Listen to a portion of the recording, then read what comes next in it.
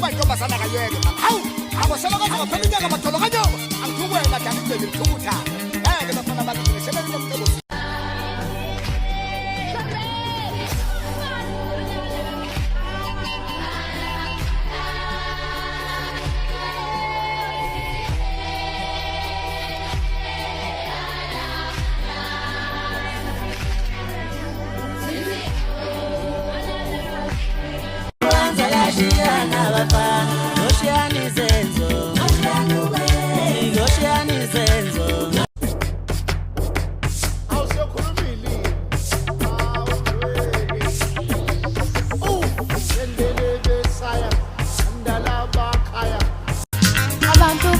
Thanda boy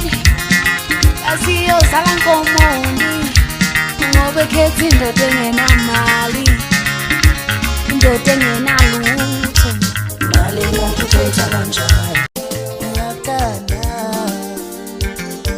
kasi ngiyakana ungela sisithiyo uyayiphendula ngiyakana kasi ngiyakana ungela sisithiyo uyayiphendula wenzani ngambela mesabo yami ngicela ukuthi ngiyazama ngizamela ukuphila ngambela mesabo yami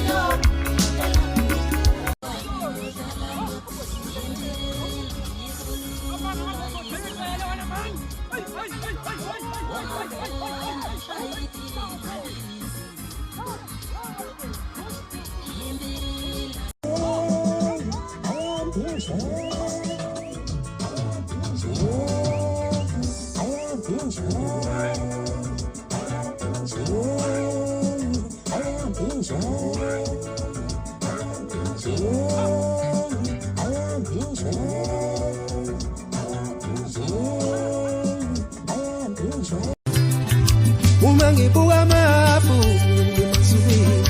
ungathi azofuneka ngimone kodwa akekho lapho